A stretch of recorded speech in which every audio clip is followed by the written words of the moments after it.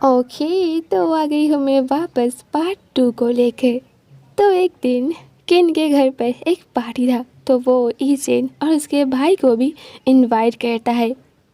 Party ख़त्म हो जाने के बाद किन उन दोनों से कहता है कि चलो मैं तुम दोनों को घर ड्रॉप कर देता हूँ, लेकिन उसका भाई मना कर देता है और कहता है कि नहीं, मुझे ड्रॉप करने की कोई ज़रूरत नहीं है।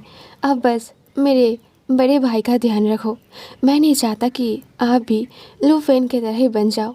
और ये कहते ही वो बहुत रूडली वहाँ से चला जाता है। किन को थोड़ा बुरा लगता है, बट ईचेन के सामने वो ऐसा बिहेव करता है जैसे कि कुछ हुआ ही नहीं है। दूसरे सीन पर उसे घर ड्रॉप कर देने के बाद किन भी वापस आ जाता है। इधर ईचेन फ्रेश होकर सो जाता है, लेकिन उसे नींद नहीं आ रहा था। कुछ टाइम बाद उसे एक कॉल आता है और वो था शिन का, जो उस बार का ओनर है। वो कॉल करके उसे कहता है, ईचेन जितना जल्दी हो सके यहाँ आओ, किनलांग को कुछ हुआ है। तो ये सुनकर वो जल्दी रेडी होकर बार के लिए निकल जाता है।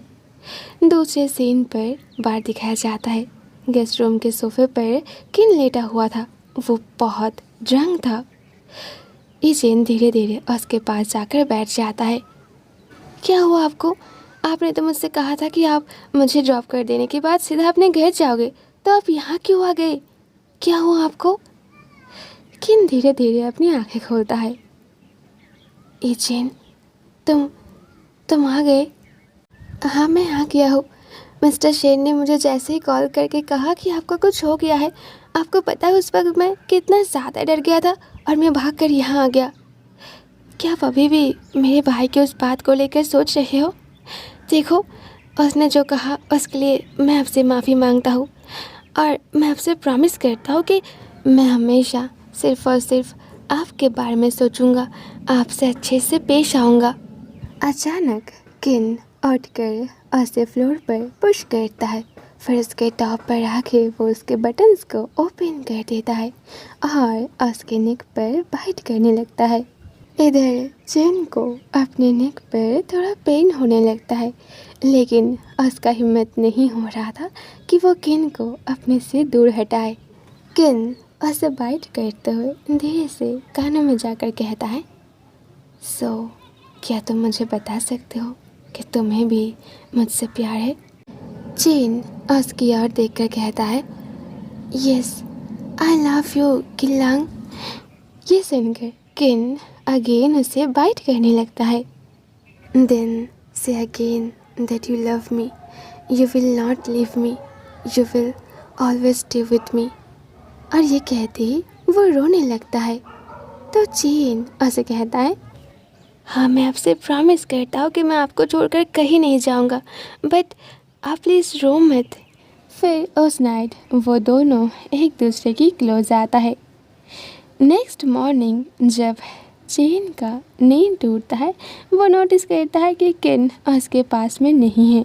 उठकर वो बाहर आता है और उसके बाद शेन से उसे पता चलता है कि किनलांग का कुछ काम था, इसलिए उसे जल्दी ही घर वापस जाना पड़ा।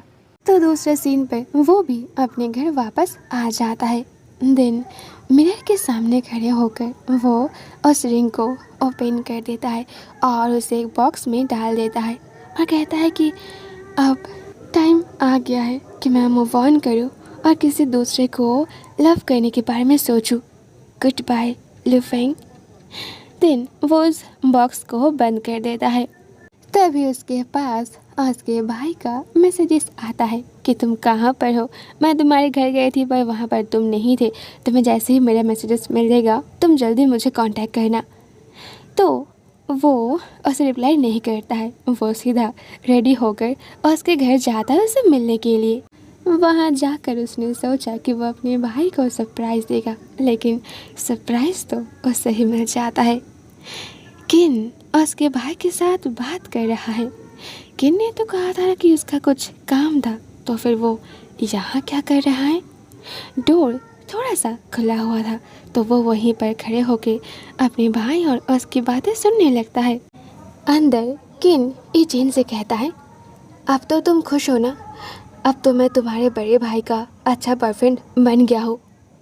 ई चेन कहता है। चुप हो जाओ, आप बस चुप हो जाओ। किन कहता है। क्यों, क्या मुझे परफॉर्मेंस और भी अच्छा करना पड़ेगा? शायद आप, मैंने आपसे कहा ना कि आप चुप हो जाओ, मुझे आपसे इस बारे में कोई बात नहीं करना है। किन उसके हैंड को होल्ड करता है। तुम रो क्यों रही हो? तुम्हें तो इन सब से कोई प्रॉब्लम नहीं होना चाहिए था, राइट? आफ्टर ऑल ये सब कुछ करने के लिए तो तुमने ही मुझे कहा था।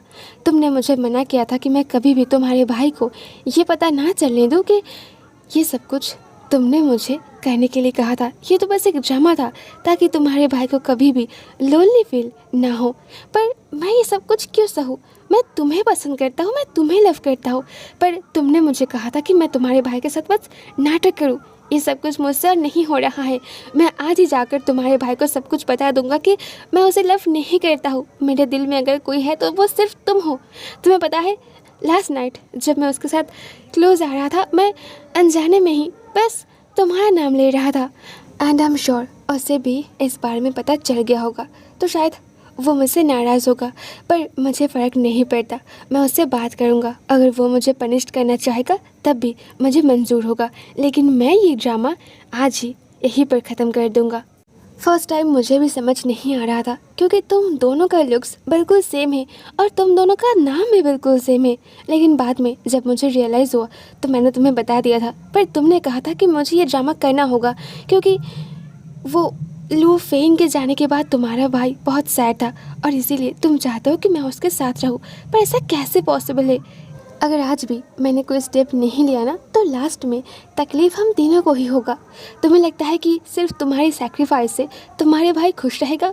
जिस दिन उसे सच्चाई के बारे में पता चलेगा ना, उस दिन सबसे ज़्यादा हर्ट वही होगा, क्योंकि फिर से उसके साथ जस्टिस नहीं हो रहा है और मुझे नहीं लगता उसे फिर से तकलीफ़ में देखकर तुम्हें अच्छा लगेगा। बाहर से ईचेन सब कुछ सुन रहा था। उसे अपने कानों पर बिलीव नहीं हो रहा था, बट सच्चाई यही है। वो जल्दी अपने आप को संभाल लेता है। अभी भी बहुत लेट नहीं हुआ है। अगर वो अभी गायब हो जाएगा तो किसी को भी उसके बारे में शक नहीं होगा। वो फिर से किन और उसके भाई को फेस नहीं करना चाहता।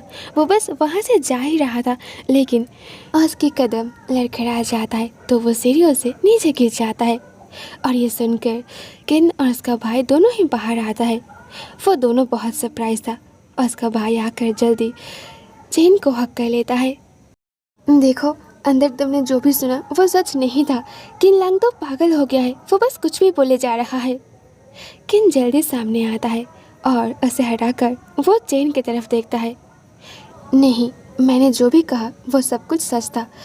मैं तुम्हें सब कुछ बताने ही वाला था, बट अच्छा ही हुआ कि तुम्हें खुद ब खुद पता चल गया। नेक्स्ट सीन पर ये चेन एक सोफे पर बैठा हुआ था और उसका भाई उसके पैरों पर मेडिसिन लगा रहा था। भाई, जो कुछ भी हुआ उसके लिए आई एम रियली सॉरी। आपको हर्ट करने का मेरा कोई भी इरादा नहीं था, पर लू फेंग के जाने के बाद आपको इतना तकलीफ़ में देखकर मुझसे रहा नहीं गया। तुमसे रहा नहीं गया तो तुमने मेरे पास किन को भेज दिया, जबकि तुम्हें अच्छे से पता था कि वो सिर्फ तुमसे लव करता है। और उसके बाद भी बाहर किन खड़ा हुआ था अपने सर को नीचे करके। वो धीरे से कहता है, ईचेन, तुम प्लीज़ अपने भाई के ऊपर गुस्सा मत करो।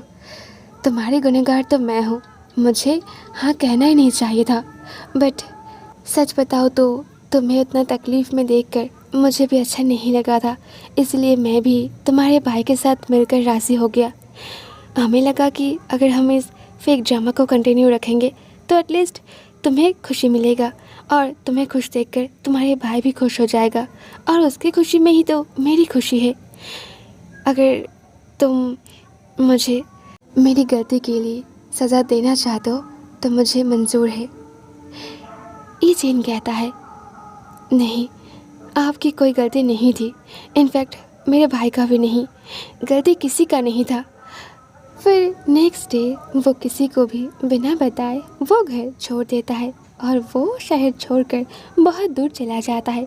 तब उसके पास शंघाई से एक जॉब का शंघाई से एक जॉब का ऑफ़र आता है, तो वो जल्दी उस जॉब को एक्सेप्ट कर लेता है और नेक्स्ट डे से ऑफिस जाने लगता है।